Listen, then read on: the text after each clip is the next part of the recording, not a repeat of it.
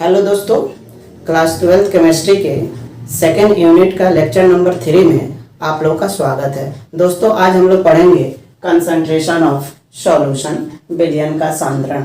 Concentration of solution, विलयन का सांद्रण किसे कहा जाता है, इसके बारे में हम लोग पढ़ेंगे। और विलयन के सांद्रण को कौन कौन से तरीका होता है जिससे हम उस विलयन के सांद्रण को व्यक्त करते हैं, इसके बारे में भी हम पढ़ेंगे। और इससे जो न्यूमेरिकल प्रॉब्लम है उसको भी हम लोग सॉल्व करेंगे। तो दोस्तों हम लोग सबसे पहले पढ़ेंगे कंसंट्रेशन ऑफ सॉल्यूशन, विलयन का सांद्रण। विलयन के सांद्रण पढ़ने से पहले आपको हम समझा रहे हैं कि विलयन का सांद्रण क्या होता है। जैसे ये 1 लीटर क्या है, सॉल्यूशन है, विलयन है। इस 1 लीटर सॉल्यूशन में अगर 5 ग्राम NaCl को घुला दिया जाता है या 5 ग्राम NaCl इस 1 लीटर सॉल्यूशन में घुला हुआ है, तो क्या होगा, इस विलयन का, इस सॉल्यूशन का कंसंट्रेशन क्या होगा। अगर आपसे पूछा जाए कि 1 लीटर सॉल्यूशन में 5 ग्राम सोडियम क्लोराइड घुला हुआ है तो इस विलयन का कंसंट्रेशन, इस विलयन का सांद्रण क्या होगा, तो इस विलयन के सांद्रण हम क्या बताएंगे, 5 ग्राम पर लीटर। यह क्या है, 5 ग्राम पर लीटर होगा। क्यों होगा कि 1 लीटर में 5 ग्राम क्या हमारा सॉल्यूट प्रेजेंट है, इसलिए इस विलयन का कंसंट्रेशन जो होगा 5 ग्राम पर लीटर होता है। तो गिवन अमाउंट ऑफ सॉल्वेंट या सॉल्यूशन में जितना ग्राम जो होता है सॉल्यूट घुला हुआ रहता है उसी को हम कहते हैं कंसंट्रेशन ऑफ सॉल्यूशन कहा जाता है। अब इसको हम लोग डिफाइन करेंगे, कंसंट्रेशन ऑफ सॉल्यूशन को।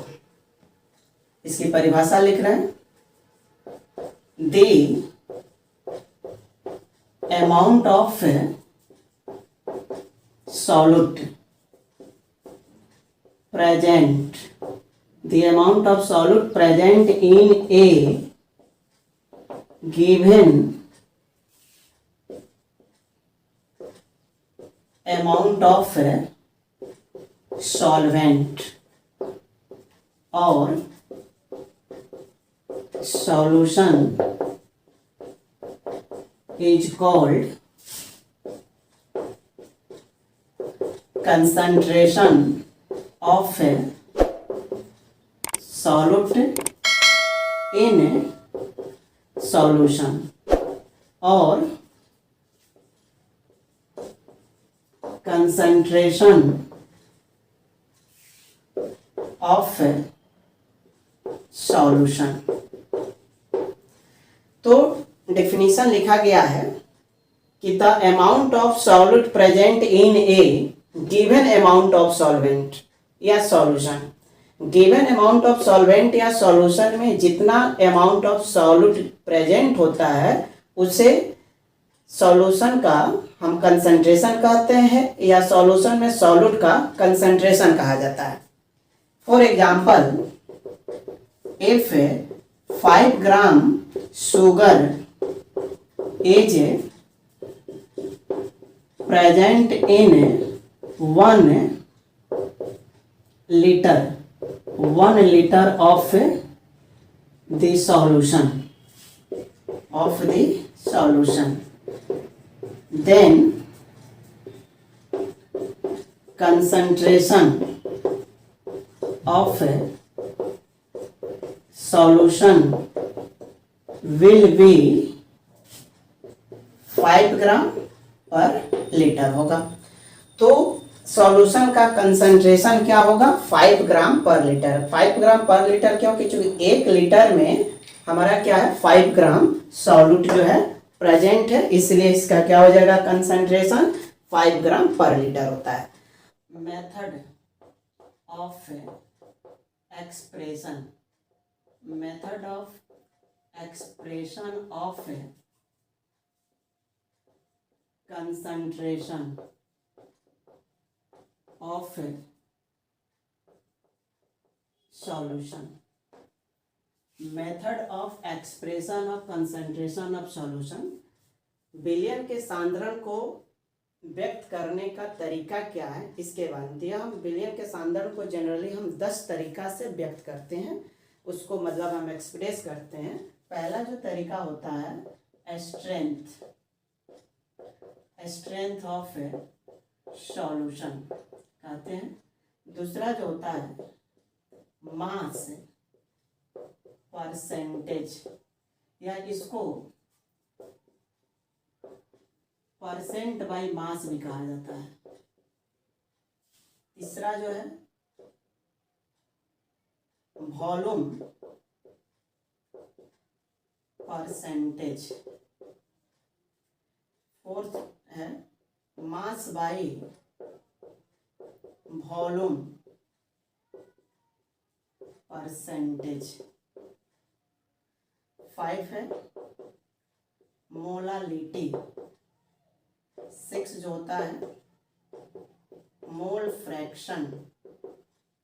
7 नंबर मोलारिटी। 8 नंबर में हम लोग पढ़ेंगे पार्ट्स पर मिलियन, इसको शॉर्ट में हम ppm भी कहते हैं। 9 नंबर जो है नॉर्मालिटी और 10 नंबर जो है फॉर्मालिटी। तो method of expression of concentration of solution के हम 10 तरीका से क्या करते हैं, उसको एक्सप्रेस करते हैं, उसको लिखते हैं। या 10 मेथड है, तरीका है जो कंसंट्रेशन ऑफ सॉल्यूशन को लिखा जा सकता है। आज हम लोग इस वीडियो में स्ट्रेंथ ऑफ सॉल्यूशन और मास परसेंटेज के बारे में पढ़ेंगे और इससे क्वेश्चन भी बनाएंगे कि कैसे क्वेश्चन इस पे बनेगा, इसके बारे में हम लोग देखेंगे। स्ट्रेंथ ऑफ सॉल्यूशन,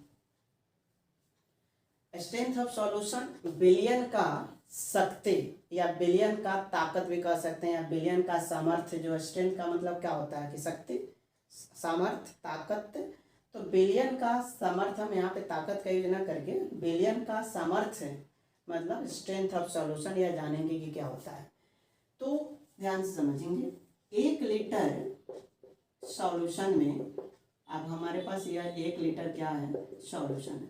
तो 1 लीटर सॉल्यूशन में जितना ग्राम सॉल्यूट, यहाँ पे हम क्या करते हैं, सॉल्यूट क्या होगा, ग्राम होगा। 1 लीटर सॉल्यूशन में जितना ग्राम सॉल्यूट घुला हुआ होता है उसी को हम कहते हैं strength of solution. 1 litre solution में जितना ग्राम सॉल्यूट को घुलाया जा सकता है, या हम कह सकते हैं कि 1 लीटर सॉल्यूशन में जितना ग्राम सॉल्यूट प्रेजेंट होता है उसी को हम कहते हैं स्ट्रेंथ ऑफ सॉल्यूशन कहते हैं। तो इसका डिफिनेशन लिखते हैं। The amount of solute in grams present in 1 liter of the solution is called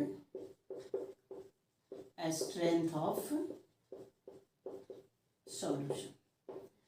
तो अमाउंट ऑफ सॉल्यूट किसमें होना चाहिए, ग्राम्स में होना चाहिए। Present in 1 litre of solution, 1 litre solution में जितना ग्राम सॉल्यूट प्रेजेंट होता है उसी को स्ट्रेंथ ऑफ सॉल्यूशन कहा जाता है। स्ट्रेंथ ऑफ सॉल्यूशन को it is denoted by S. Strength of solution को एस से डिनोट किया जाता है। तो strength of solution equal to क्या होगा, मास ऑफ सॉल्यूट किसमें होगा, ग्राम में, बाई वॉल्यूम ऑफ सॉल्यूशन, या किसमें होता है, लीटर में होता है। तो आपका एक यह फार्मूला बन गया।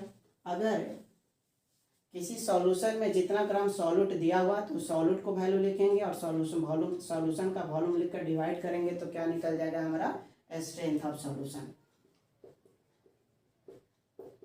स्ट्रेंथ ऑफ सॉल्यूशन,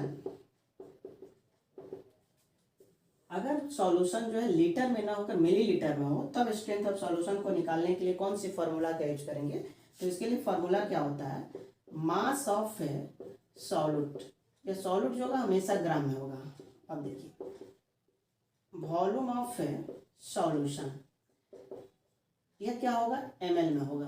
अगर यह लीटर है, ठीक है, तो यह क्या होगा, यहाँ पे हम ml में कर दिए, इस ml मिलीलीटर में हो गया। सॉल्यूशन वॉल्यूम ऑफ सॉल्यूशन अगर मिलीलीटर में है तो हम लोग इसको लीटर में बदलने के लिए क्या करना पड़ेगा, आपको 1000 से डिवाइड कर देंगे।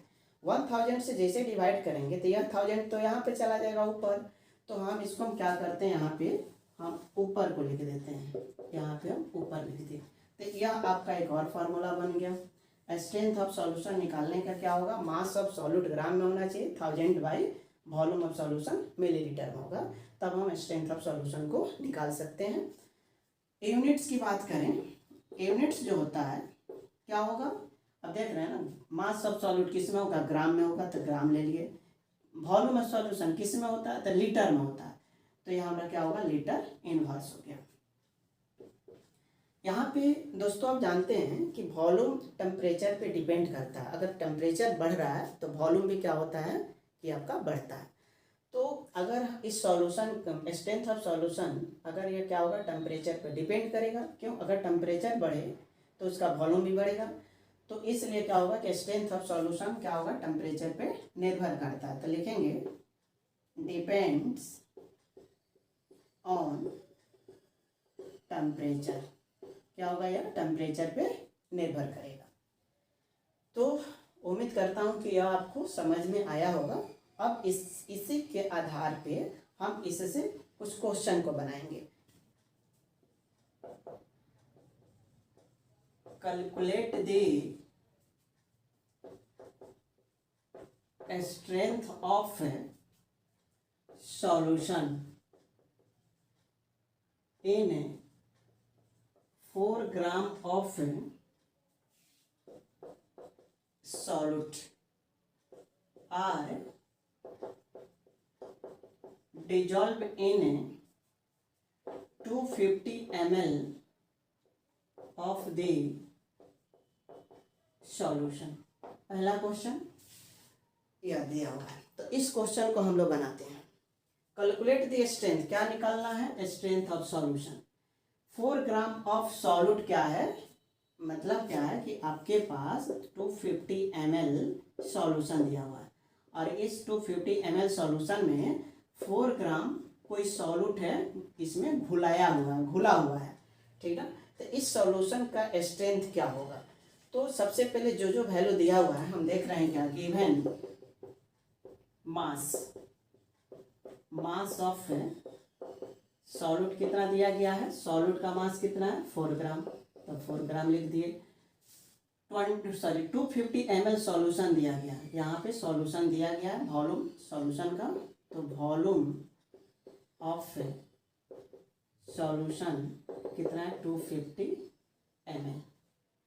तो स्ट्रेंथ निकालना है सॉल्यूशन का, तो स्ट्रेंथ ऑफ सॉल्यूशन का फॉर्मूला क्या होता है कि मास ऑफ सॉल्यूट ग्राम में होना चाहिए into 1000 divided by volume of solution. यह क्या चीज़ में होता है, मिलीलीटर में होता है।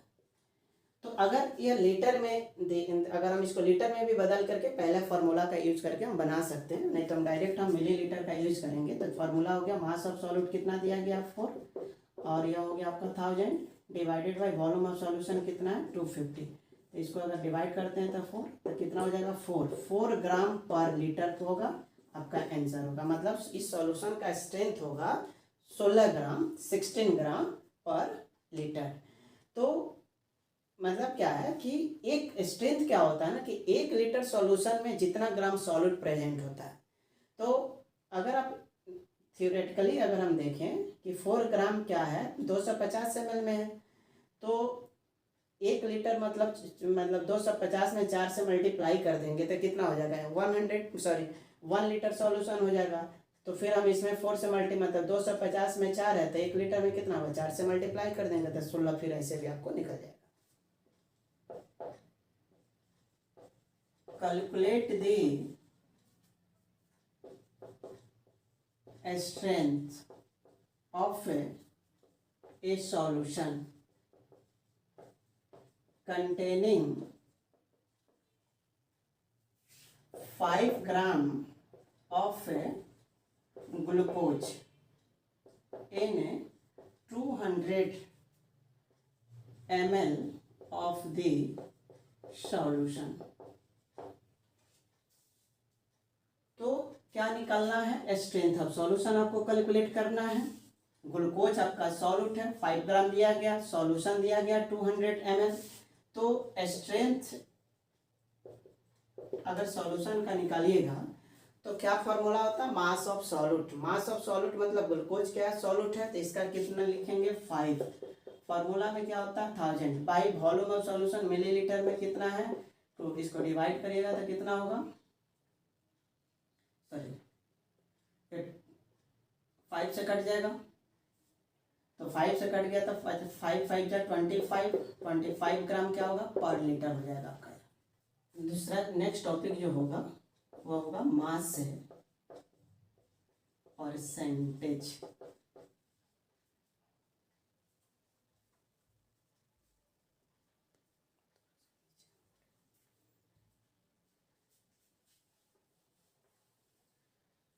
दोस्तों नेक्स्ट टॉपिक है मास है परसेंटेज। मास परसेंटेज को W/W से रिप्रेजेंट किया जाता है। यह W जो होता है मास ऑफ सॉल्यूट होता है, और यह W जो होता है रिप्रेजेंट करता है मास ऑफ सॉल्यूशन 100 ग्राम है। ठीक है, तो मास परसेंटेज क्या होता है? अगर आपके पास कोई सॉल्यूशन है और वह सॉल्यूशन क्या? 100 ग्राम सॉल्यूशन है, तो 100 ग्राम सॉल्यूशन में जितना ग्राम सॉल्यूट प्रेजेंट होता है, ठीक है ना, 100 ग्राम सॉल्यूशन में जितना ग्राम इसमें सॉल्यूट क्या होता है? प्रेजेंट होते हैं, उसी को हम क्या कहते हैं? मास परसेंटेज कहते हैं। अगर हम दूसरे तरीका से समझें कि मास परसेंटेज को, कि अगर हमारे पास क्या है? यह सॉल्यूट है, ठीक है, अगर मान लेते हैं कि ये सॉल्यूट 10 ग्राम है, और यहाँ पे हमारे पास क्या है कि 150 ग्राम क्या है? वाटर है। ये हमारा क्या है? सॉल्वेंट हो गया। और इस दोनों को जब हम मिला देंगे, इस सॉल्यूट को इसमें मिला देंगे 5-10 ग्राम को, तो हमारा यहाँ पे क्या हो जाएगा? 160 ग्राम सॉल्यूशन बन जाएगा। तो मास परसेंटेज हम किसका निकालेंगे? सॉल्यूट का निकालेंगे। तो सॉल्यूट को जो मास परसेंटेज आप निकालिएगा तो हम सॉल्यूशन के रिस्पेक्ट में निकालते हैं। हम सॉल्वेंट के रिस्पेक्ट में क्या करते हैं? मास परसेंटेज को नहीं निकाला जाता है। तो मास परसेंटेज क्या होता है कि हम परसेंटेज का मतलब 100 होता है। तो पहले हम क्या देखते हैं कि 100 ग्राम जो सॉल्यूशन जो होता है, ठीक ना, 100 ग्राम सॉल्यूशन में कितना ग्राम सॉल्यूट प्रेजेंट होता है, ठीक है।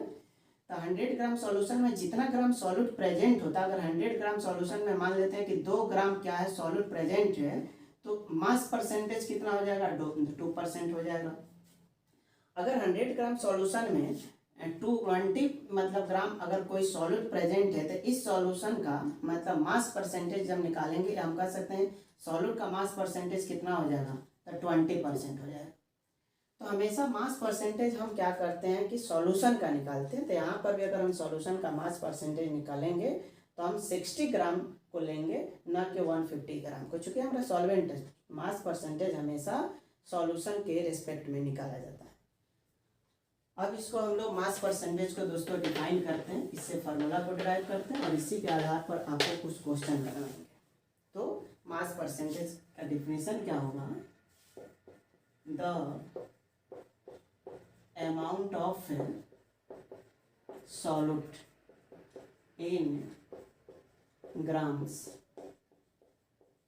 present in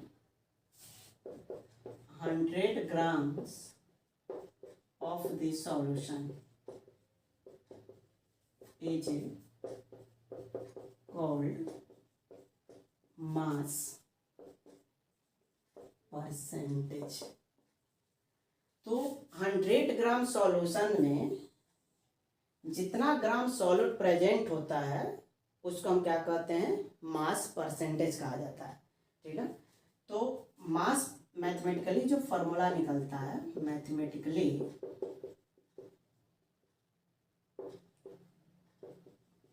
mass percentage of a component equal to mass of the component in the solution by total mass of solution। और इसको हम क्या करेंगे, परसेंटेज निकालने के लिए 100 से मल्टीप्लाई कर देते हैं। यह हमारा क्या होता है, मास परसेंटेज निकालने। अब यहाँ पे जो कंपोनेंट होता है यह क्या होता है, सॉल्यूट भी होता है और सॉल्वेंट भी होता है। तो अगर आपको मास परसेंटेज सॉल्यूट का निकालना होगा तो मास ऑफ द सॉल्यूट लिखेंगे भाई, टोटल मास ऑफ सॉल्यूशन लिखेंगे। अगर मास परसेंटेज ऑफ सॉल्वेंट को कैलकुलेट करना होगा तो मास ऑफ सॉल्वेंट सॉल्यूशन जो होगा उसमें सॉल्वेंट का मास कितना हुआ बटा टोटल मास ऑफ सॉल्यूशन, और 100 से मल्टीप्लाई करके परसेंटेज निकाल सकते हैं। जैसे मान लेते हैं कि if A and B are two components of a binary solution. कोई बाइनरी सॉल्यूशन जैसे यह ए हो गया और यह बी हो गया, दो कंपोनेंट से मिलकर बना हुआ सॉल्यूशन को बाइनरी सॉल्यूशन कहते हैं। इसमें ए और बी दो कंपोनेंट है, तो ए को मान लेते हैं सॉल्यूट और बी को मान लेते हैं सॉल्वेंट। तो ए का मास होगा, बी का भी मास होगा। तो लेट मास ऑफ सॉल्यूट क्या है, ए है, तो कितना हो जाएगा डब्ल्यू, हम सॉल्यूट के मास को डब्ल्यू ए ग्राम ले लेते हैं। मास ऑफ सॉल्वेंट यह क्या है, बी है, यह इसको हम ले लेते हैं डब्ल्यू बी ग्राम। तो इसलिए टोटल मास अगर हम निकालेंगे, टोटल मास ऑफ सॉल्यूशन, तो क्या होगा, mass of solute W A है, अब मास ऑफ सॉल्वेंट क्या है, डब्ल्यू बी है।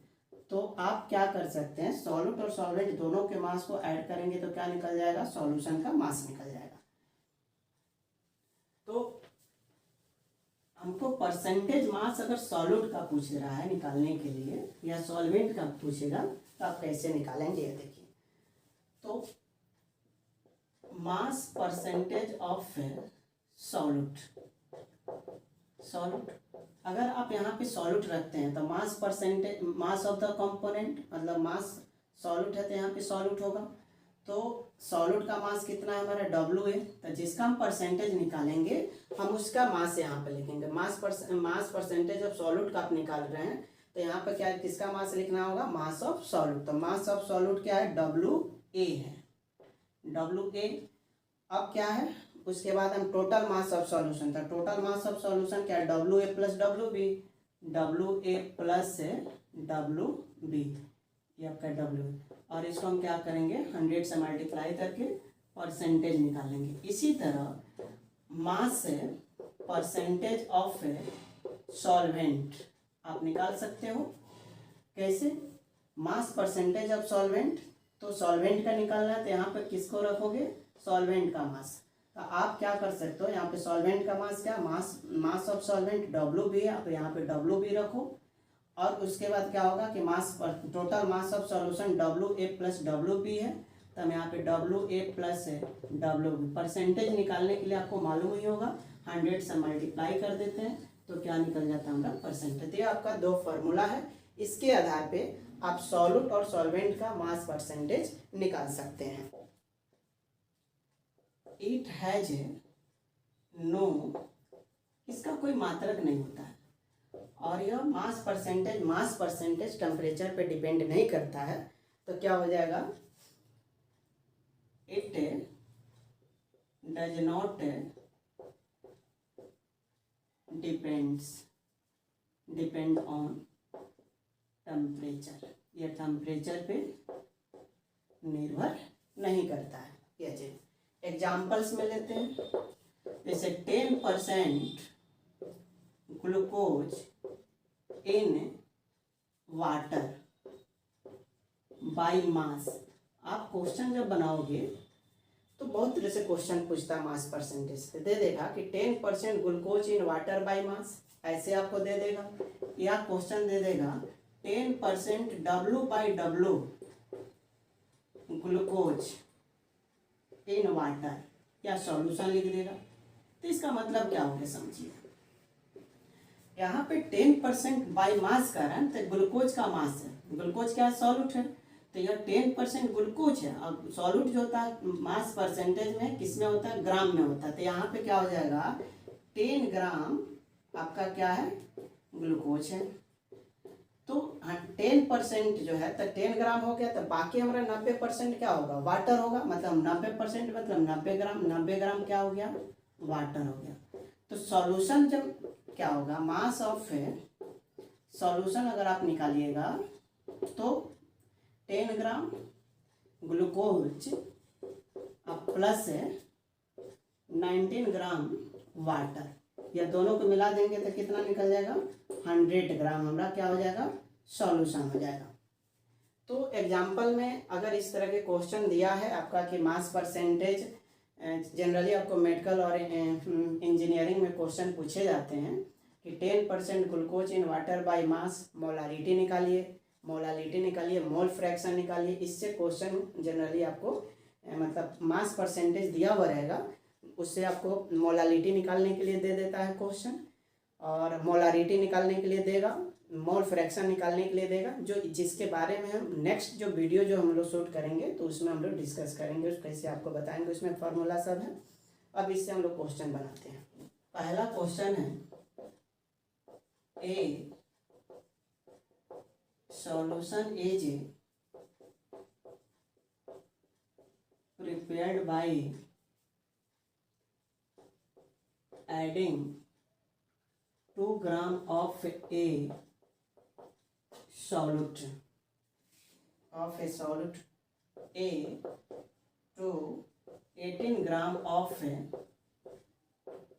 water. Calculate the mass percent of solute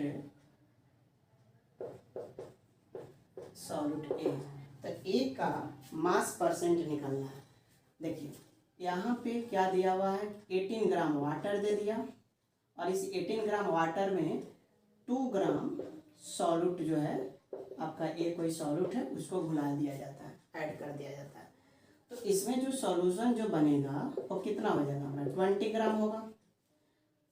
तो सॉल्यूट का मास यहाँ पे दिया हुआ है 2 ग्राम, तो हम क्या लिखेंगे, मास ऑफ सॉल्यूट ए है 2 ग्राम, मास ऑफ सॉल्वेंट, सॉल्वेंट कितना दिया गया है, 18 ग्राम वाटर में घुल रहा है, तो 18 ग्राम।